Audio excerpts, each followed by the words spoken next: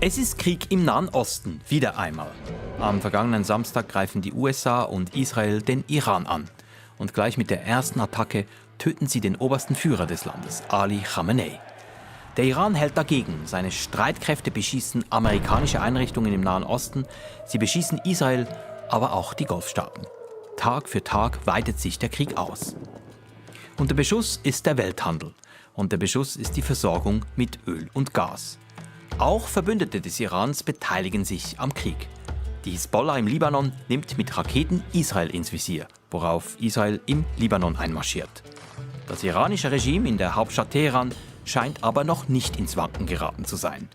Die Zeichen stehen auf Eskalation. We projected 4 to 5 weeks, but we have capability to go far longer than that. We'll do it, whatever. So this is not an endless war. This is a gateway to peace.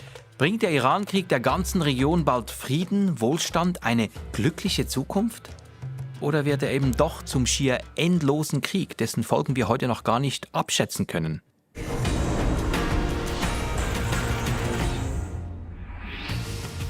Im Nahen Osten ist Krieg und wir wollen versuchen, ein bisschen besser zu verstehen, was da gerade passiert und noch passieren könnte. Eine Frage steht bei uns heute im Zentrum. Wer verfolgt welche Ziele? Ist das der Krieg des amerikanischen Präsidenten Donald Trump oder der Krieg des israelischen Ministerpräsidenten Benjamin Netanyahu?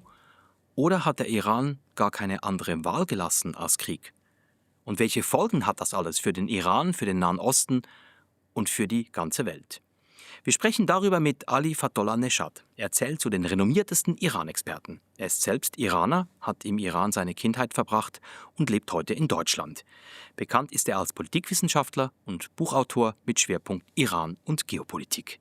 Wir zeichnen diese Sendung am Donnerstagvormittag auf, während sich die Ereignisse weiter überschlagen. Herr Ali Fatollah Neshad, schön sind Sie bei uns. Danke für die Einladung. Sie kennen viele Menschen im Iran.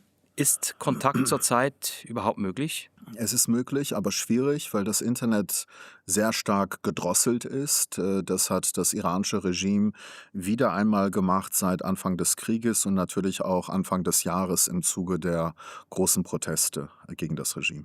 Was erzählen Ihnen die Menschen? Es ist eine sehr schwierige Situation natürlich. Es gibt Krieg, es gibt Bombardierungen der amerikanischen und der israelischen Seite.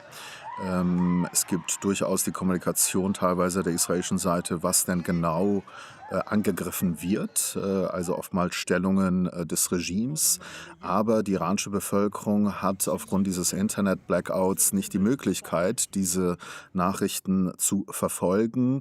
Und darüber hinaus gibt es ja auch wenig oder gar keine Schutzbunker in Iran. Also man ist da etwas verloren in einer Situation, wo es oftmals auch gemischte Hoffnungen gibt. Es gibt sicherlich die Hoffnung, dass das Regime geschwächt wird im Zuge dieser militärischen Schläge, weil Anfang des Jahres natürlich deutlich wurde, dass die iranische Bevölkerung, auch wenn sie en masse auf die Straße geht, nur Kugeln bekommt vom Regime, und da gab es eine gewisse Hoffnung auf eine ausländische Unterstützung. Würden Sie sagen, bei der breiten Bevölkerung überwiegt Hoffnung oder Angst? Ich glaube beides. Das ist überhaupt nicht richtig einzuschätzen. Es wird auch natürlich davon abhängen, wie es weitergeht, wie stark die zivile Bevölkerung dort auch beeinträchtigt wird und wie lange dieser Krieg noch weitergehen wird. Wenn Sie am vergangenen Samstag Präsident der Vereinigten Staaten gewesen wären, hätten Sie den Befehl zum Angriff auf den Iran erteilt? Das ist natürlich eine undankbare Frage für einen Wissenschaftler, aber insgesamt ist es so, dass sowohl auf der israelischen als auch auf der amerikanischen Seite innenpolitische Gründe für Trump oder für Netanyahu sicherlich eine Rolle spielen. Auf der anderen Seite gibt es sicherheitspolitische Erwägungen, die auch beide teilen und die vielleicht auch als Grundlage genommen wurden, um diesen Angriff auch zu starten. Wenn man dem amerikanischen Präsidenten zugehört hat, seit Samstag hat er ja ungefähr ein halbes Dutzend Kriegsziele formuliert, mal das eine, mal das andere, dann wieder alle zusammen. Mittlerweile der Eindruck, dass er selber gar nicht mehr vorgibt zu wissen, was eigentlich sein Ziel ist. Würden Sie diesen Eindruck teilen? Absolut. Also die amerikanische Iran-Politik ist genauso erratisch wie die Trumpsche Außenpolitik in Bezug auf alle anderen Felder. Ganz am Anfang während dieser Proteste, die die größten waren gegen das Regime seit 1979, hat ja Trump angekündigt gehabt, dass er Hilfe auf dem Weg sei, dass die Iraner weiterhin protestieren sollen, dass sie ihre Institutionen einnehmen sollen. Dann ist aber nichts passiert. Dann gab es eine Verschiebung auf sicherheitspolitische Themen. Dann ging es plötzlich um diese Nuklearfrage. Jetzt mittlerweile ist die Rede nicht nur von der Schwächung des Atomprogramms, sondern auch von der Schwächung der Raketeninfrastruktur und auch der Zerstörung der iranischen Marine. Was sind denn die Ziele des israelischen Ministerpräsidenten Benjamin Netanyahu? Ich glaube, für die israelische Seite gibt es diese 3 sicherheitspolitischen Ängste in Bezug auf Iran, also die Unterstützung der iranischen Milizen, die auch gegen Israel vorgehen, das iranische Atomprogramm und das iranische Raketenprogramm. Von all diesen 3 Feldern allerdings glaube ich, dass das Raketenprogramm die wichtigste Erwägung ist für die Israelis, weswegen sie auch in meinen Augen während des 12-Tage-Krieges in erster Linie darauf erpicht waren, das Raketenprogramm zu beschädigen. Und eigentlich, auch wenn wir diesen Krieg jetzt heute nicht gehabt hätten, wäre es nur in meiner Einschätzung eine Frage der Zeit gewesen, dass Israel wieder einen militärischen Schlag gegen die Islamische Republik startet, um das Raketenprogramm, was die Iraner teilweise seit letztem Juni wieder aufgebaut haben, wieder zurückzufahren. Wir kommen auf die einzelnen Kriegsziele noch zu sprechen im Detail, aber vielleicht noch zur Gesamtgemengenlage. Der amerikanische Außenminister Marco Rubio hat eine bemerkenswerte Aussage gemacht. Er hat gesagt, nun, die USA hätten eigentlich gar nicht anders können, als in den Krieg einzutreten, weil die Israelis hätten sowieso angegriffen. Trump und Netanyahu haben dem dann widersprochen. So, if anything, I might have forced Israel's hand, but Israel was ready and we were ready. Donald Trump is the strongest leader in the world. He does what he thinks is right for America. Ist das der Krieg der USA oder ist das der Krieg Israels? Ich glaube, das ist ein Krieg beider Seiten. Ich glaube, all das ist auch Folge des innenpolitischen Druckes in den USA gegenüber der Trumpschen Iran-Politik und gegenüber dem Krieg. Aber ich glaube, es gibt auch vor dem Hintergrund, was ich vorhin gesagt habe, eine Überlappung der sicherheitspolitischen Sorgen beider Seiten, der Amerikaner und der Israelis. Also das ist nicht absolut immer gleich, aber es gibt von beiden Seiten durchaus die Ambition, die Islamische Republik Iran samt ihrer sicherheitspolitischen Herausforderungen in Bezug auf Atomprogramm, Raketenprogramm und Unterstützung der Milizen sehr stark zu degradieren. Sie haben jetzt mehrfach die Innenpolitik erwähnt. Benjamin Netanyahu hat natürlich Wahlen zu gewinnen. Donald Trump hat auch diese Zwischenwahlen zu gewinnen. Wie wichtig ist dieser Faktor? Also können Sie das noch mal ein bisschen mehr ausführen?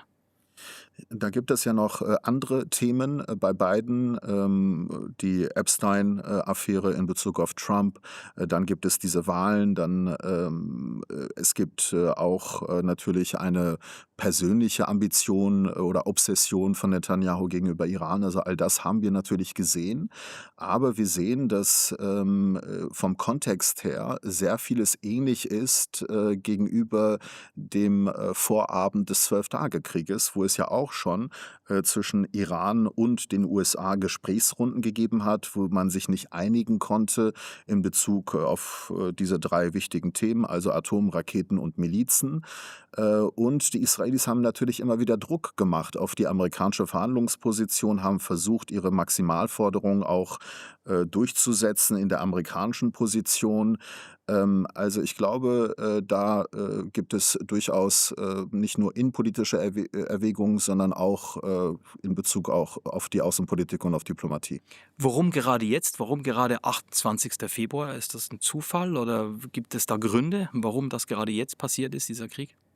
Das ist eine sehr gute Frage. Ich glaube, das Timing hätte nicht sein müssen. In Bezug auf die Verhandlungen gab es aber eine ähnliche Situation wie letztes Jahr, dass schon klar war, dass die Kluft zwischen der iranischen und der amerikanischen Verhandlungsposition nicht zu überbrücken ist. Auch in Bezug auf die Atomfrage, noch stärker in Bezug auf die Raketenfrage. Bei den Milizen hat sich das Problem etwas von selbst gelöst, weil einfach dieses Netzwerk der Achse des Widerstands sehr stark geschädigt wurde.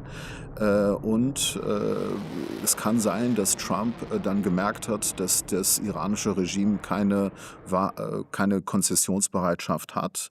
Der Druck von Netanyahu war da und man hat die Schwäche der Islamischen Republik ausgenutzt, nicht nur außenpolitisch, sondern auch innenpolitisch im Zuge dieser millionenstarken Proteste gegen das Regime von Ende letzten Jahres. Am 28. Dezember hat das ja begonnen mit einem Höhepunkt am 8.9., wo es zu diesem großen Massaker gekommen ist, diesem historischen Massaker an der iranischen Bevölkerung durch das Regime, wo innerhalb wahrscheinlich 2 Tagen mindestens 30.000 Menschen umgebracht worden sind. Also ich glaube, die israelische und amerikanische Seite hat diese Schwäche der Islamischen Republik versucht auszunutzen. Ich war 2 Tage vor Kriegsbeginn noch in Genf bei diesen Verhandlungen, diesen letzten Verhandlungen. War das eigentlich von heute aus betrachtet alles nur Farce? Nein, Verhandlungen sind nie Farce, aber es war in meinen Augen klar, dass diese Kluft, über die wir schon gerade gesprochen haben, in diesen 3 Feldern nicht leicht zu überbrücken ist. Und die iranische Seite hat wenig Konzessionsbereitschaft demonstriert, hat wahrscheinlich auch die Kriegsgefahr entweder unterschätzt oder billigend in Kauf genommen.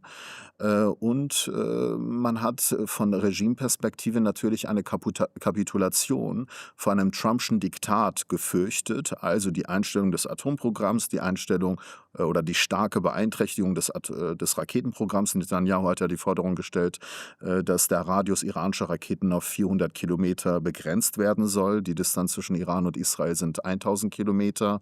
Dann wollten die Amerikaner von den Iranern eine Garantie, dass sie die Unterstützung für die regionalen Milizen einstellen. Also es gab schon eine Reihe von doch wichtigen Gründen, weswegen es dann zu dieser Konfrontation vielleicht auch gekommen ist.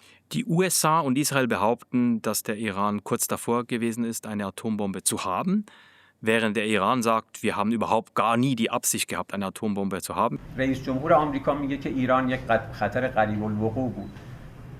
کدام خطر؟ تهدید قریب الوقوع. گزارش پنتاگون میگه که ایران هیچ خطری برای آمریکا نداشت. ما خطر داشتیم. آیا ایران قشون کشی کرده به سواحل آمریکا؟ آیا مشکل ایران هست که در لابلای صدها پادگان نظامی آمریکا در منطقه محصور شده؟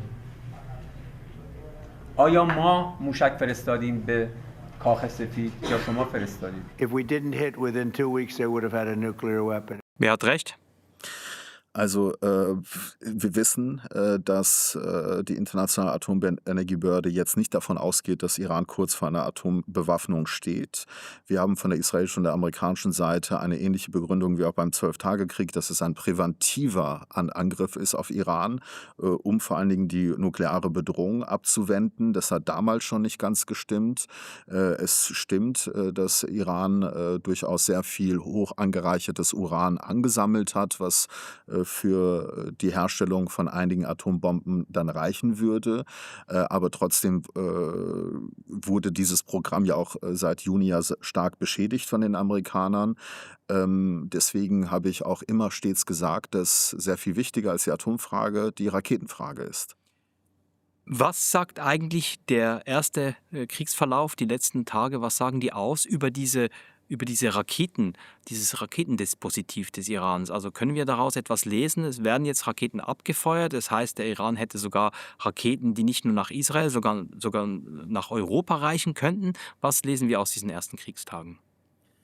Wir lesen daraus, dass es für das iranische Regime ein Überlebenskampf ist. dass ganz zu Anfang dieser militärischen Operation es zu wichtigen Enthauptungen militärischer und politischer Figuren, diesmal sogar der oberste Führer, gekommen ist, dass sehr viele Angriffe gestartet wurden gegenüber der iranischen Raketeninfrastruktur, gegenüber Launchers, also Abschussrampen, um genau das zu vermeiden, also dass Iran sehr stark in der Lage ist, Raketen abzufeuern. Durch diese israelischen und amerikanischen Schläge ist wahrscheinlich eines passiert, dass die Kommandostruktur nicht mehr, dass sie dezentral mittlerweile ablaufen muss. Der iranische Außenminister hat das sogar in einem Interview zugegeben, sodass es sein kann, dass sehr viele militärische Einheiten der Revolutionsgarden, die das Raketenprogramm in Iran kontrollieren, in diesem Überlebenskampf, in der sie sich glauben, sehr viele Raketen auch ziellos gegenüber den Golfstaaten, sowohl gegen militärische als auch gegen zivile Einrichten abschießen, mit dem Ziel, dadurch eine Abschreckung zu bekommen, die Kosten der Gegenseite zu erhöhen, sodass dieser Krieg zu einem Ende kommt, dass Trump dieses Ende dann verkündet. Und für das iranische Regime ist natürlich dieses Raketenprogramm die letzte Linie der Verteidigung und der militärischen Kraft.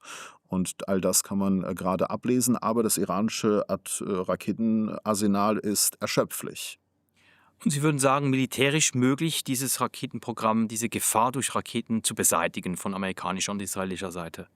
Das wird in erster Linie getan. Das wurde beim 12-Tage-Krieg auch schon sehr stark getan.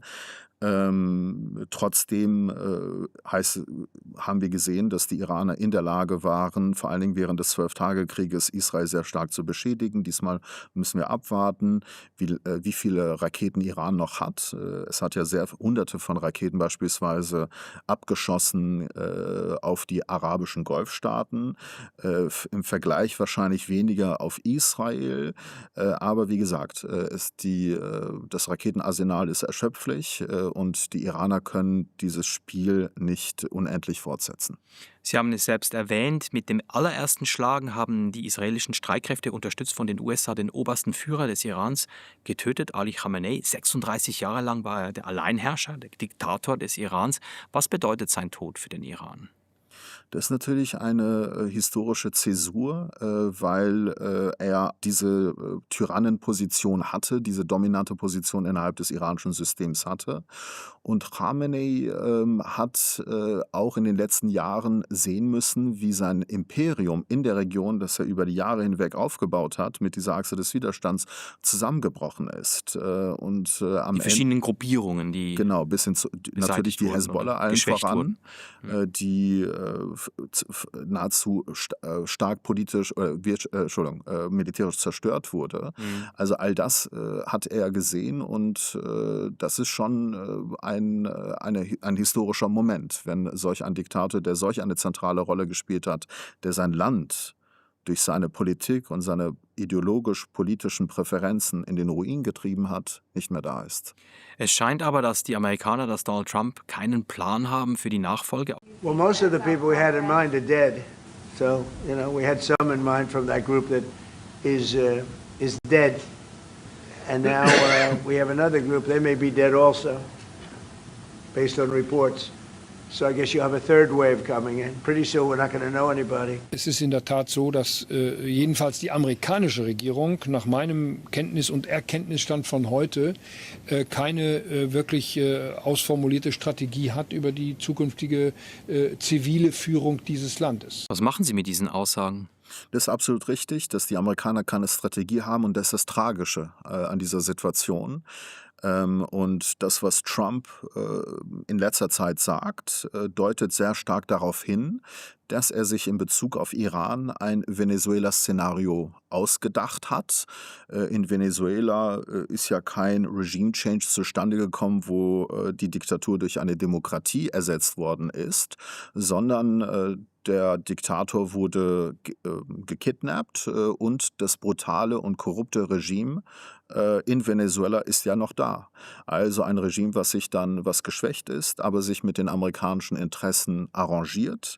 Ich glaube, das ist auch im Trumpschen Sinne, dass wir in Iran solch ein Szenario sehen. Deswegen redet er auch von angeblich gemäßigten Kräften oder von gewissen Kräften innerhalb des Regimes, die das Ruder übernehmen könnten.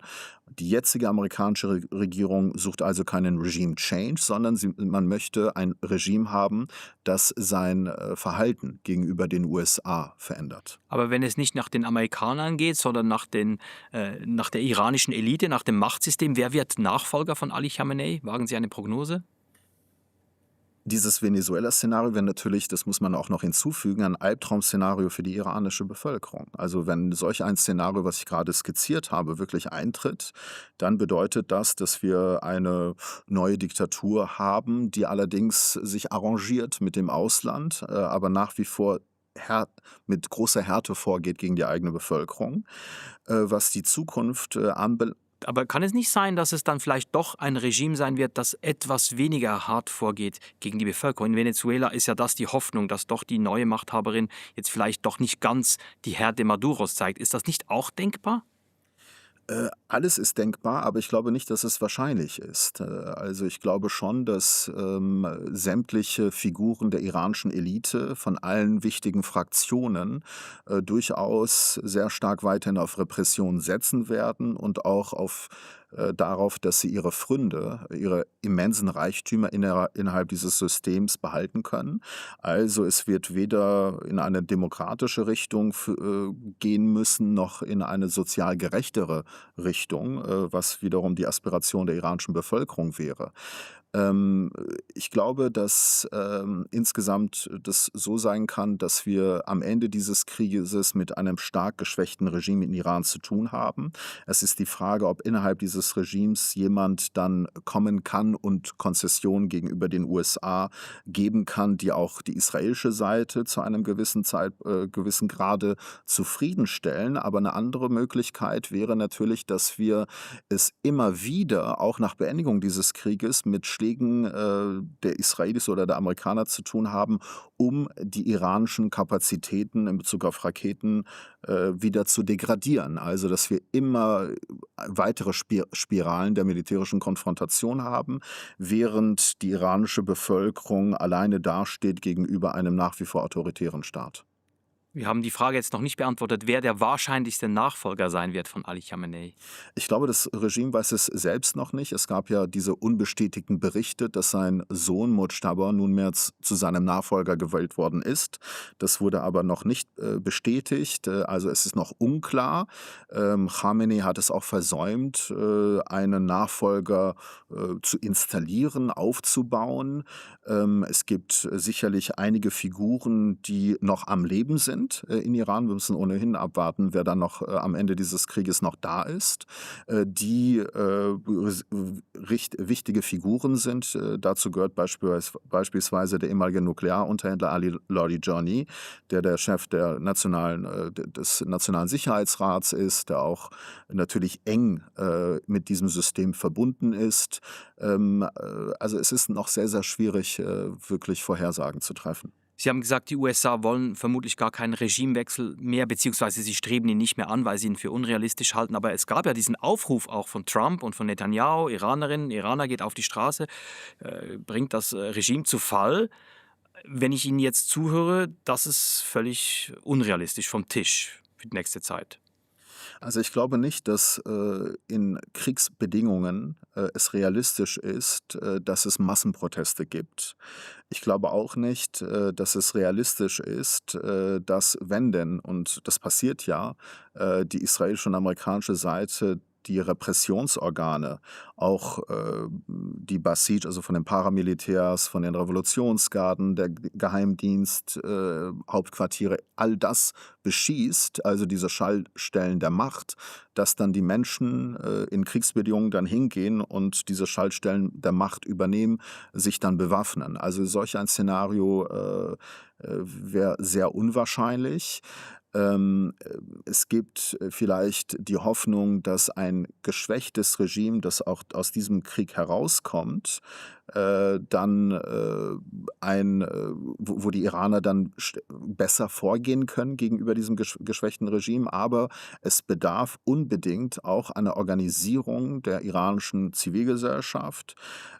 Das haben wir halt nicht gesehen. Es gibt sehr, sehr viel Unmut. Es gibt ja diesen revolutionären Prozess, von dem ich seit 8 Jahren spreche gegenüber diesem Regime. Aber das, was wir nicht haben, ist eine Organisierung zwischen den relevanten Kräften innerhalb der iranischen Gesellschaft, um diese Machtbalance zugunsten der Gesellschaft und zu Ungunsten des Regimes zu verändern. Sie haben es bereits erwähnt, der Krieg richtet sich natürlich auch gegen Terrormilizen, gegen Gruppierungen, die vom Iran unterstützt werden, die Houthi in Jemen, die Hisbollah im Libanon. Welche Rolle spielen die jetzt und könnten sie vielleicht in den nächsten Tagen, Wochen, Monaten in einen solchen Irankrieg auch noch spielen?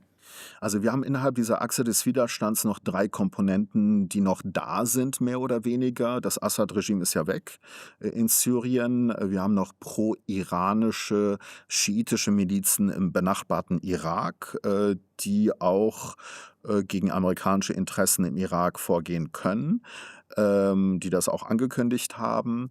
Dann haben wir eine militärisch stark geschwächte libanesische Hezbollah, wogegen nun Israel auch militärisch vorgeht.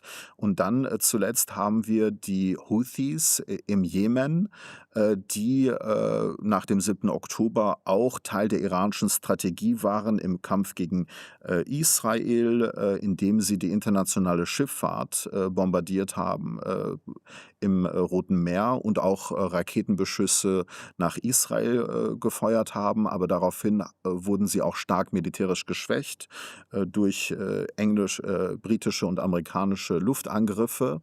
Es kann sein, dass die Houthis wieder für Destabilisierung sorgen können innerhalb der Region des Roten Meeres. Aber insgesamt ist es so, dass Iran gar nicht mehr so viele regionale Muskeln hat, die er spielen könnte.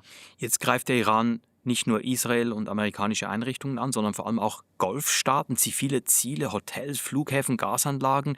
Was bezweckt der Iran damit? Ich glaube, das ist vielleicht die essentiellste Dimension dieses Konfliktes, dass wir es mit einer wahrhaftigen Regionalisierung zu tun haben, dass Iran eben jene Strategie fährt gegenüber auch arabischen Golfstaaten, die sich mit dem iranischen Regime eigentlich arrangiert hatten. Nicht zuletzt Oman und Katar. Beide auch immer wieder in diplomatischen Vermittlerrollen aktiv zwischen Iran und den USA. Und das hat sehr, sehr vieles kaputt gemacht. Und das ist wahrscheinlich der wichtigste politische Folge nach Beendigung dieses Krieges, dass die arabischen Golfstaaten gesehen haben, dass ihre Annäherungs- und Arrangierungsversuche mit der Islamischen Republik vielleicht naiv waren. Ich habe immer wieder in den letzten Jahren davor gewarnt, dass wir durchaus die Wiedereinführung von iranischen Destabilisierungsmaßnahmen im Persischen Golf sehen können, wenn denn die Islamische Republik merkt, dass das Regimeinteresse genau solch eine Eskalation diktiert, sodass es eigentlich naiv gewesen ist, auf diese diese Annäherung zwischen Saudi-Arabien und Iran beispielsweise von 2019, Resultat der iranischen Angriffe auf Aramco, also die saudische Ölproduktion, die damals ja halbiert wurde, dass das zu einer geopolitischen Zeitenwende führt, dass dann alle geopolitischen Konflikte dadurch dann gelöst sind. Also all das, also eine Sicht, die man auch in Europa viel hören konnte, war durchaus naiv und hat nicht wirklich die Regimeinteressen in Iran mitkalkuliert. Wenn Sie Regionalisierung erwähnen, es gab ja auch eine Rakete, die nach Richtung Türkei abgefeuert wurde, die abgefangen wurde von der NATO-Luftabwehr. Was ist da genau passiert? War es das Ziel des Irans, auch die Türkei, auch die NATO in diesen Krieg hineinzuziehen? Wird das noch passieren?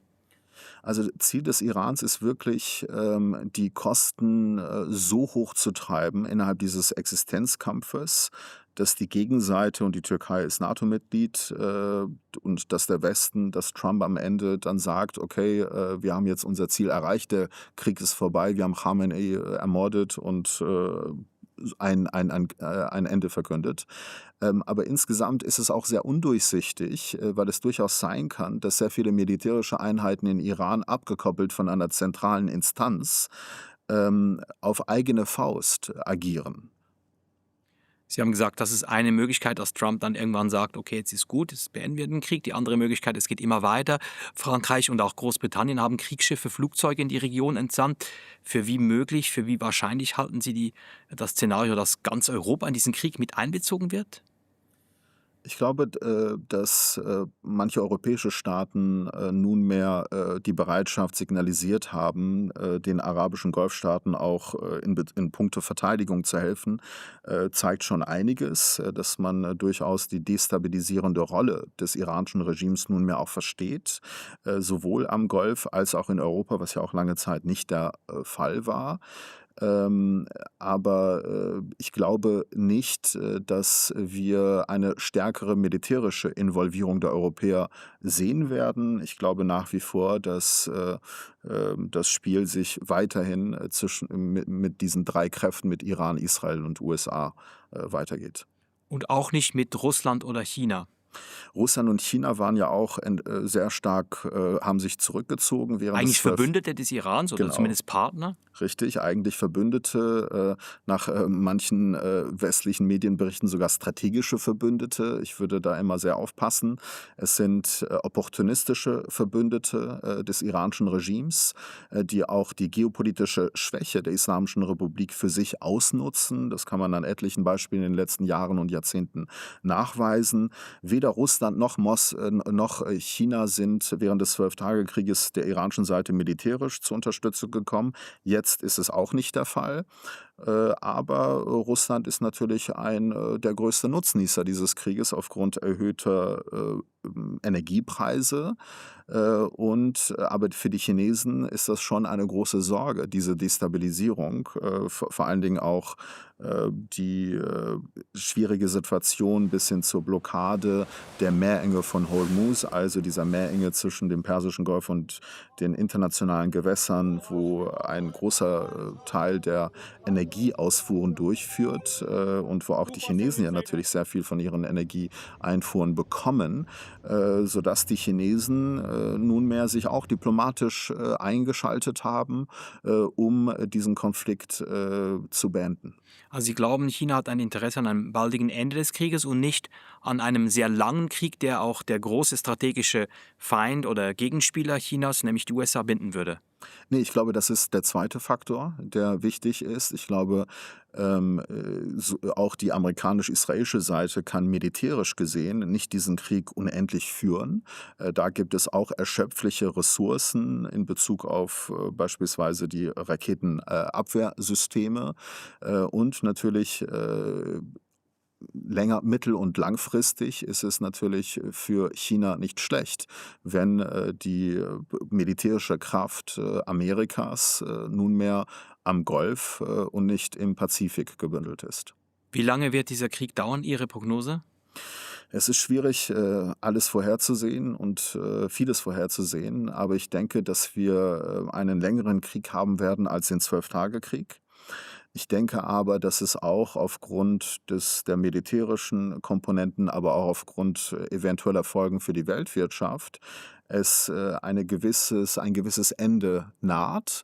Aber das bedeutet nicht, dass wir nicht danach immer wieder militärische Auseinandersetzungen sehen werden auf einem niedrigeren Niveau.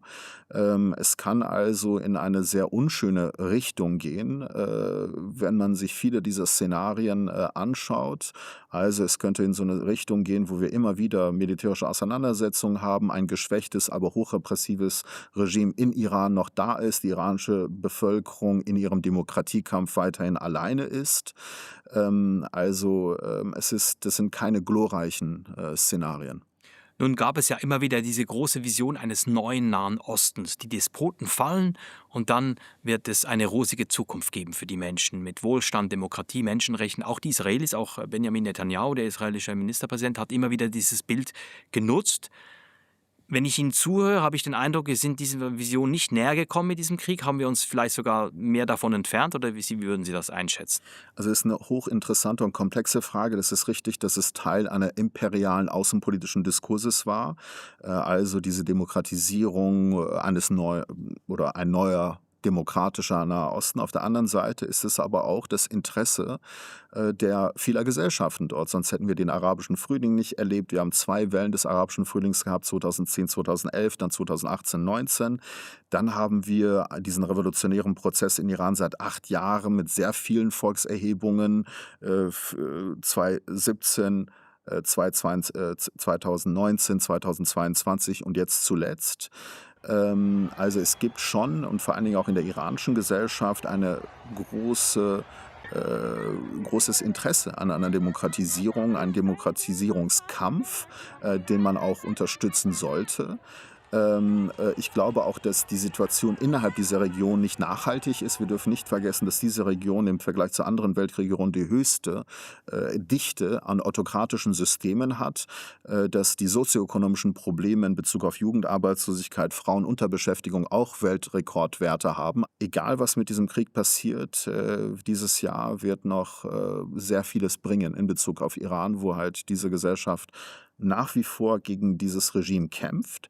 Und der neue Aspekt ist, dass man sich doch wirklich internationale Unterstützung erhofft hat, dass die Hoffnungslosigkeit innerhalb der iranischen Gesellschaft so groß geworden waren, ob der Brutalität dieses Regimes, dass man durchaus eine Hilfe von außen sich gewünscht hat. Aber wir haben gesehen, dass die geopolitischen Interessen ausländischer Mächte nicht überlappend sind mit den Interessen der iranischen Gesellschaft. Herr Fadollah Neshad, vielen herzlichen Dank, dass Sie zu Gast waren bei SRF Global. Vielen Dank für Ihre Ausführungen. Danke Ihnen. Ja, und was denken Sie? War der Entscheid, gegen den Iran in den Krieg zu ziehen, richtig oder falsch? Und wer zieht daraus den größten Nutzen? Schreiben Sie Ihre Meinung per E-Mail oder in den sozialen Medien. Das war's von SRF Global, produziert wie immer von Christina Brun. Die nächste Folge kommt am 2. April. Bis dahin wünsche ich Ihnen eine friedliche Zeit.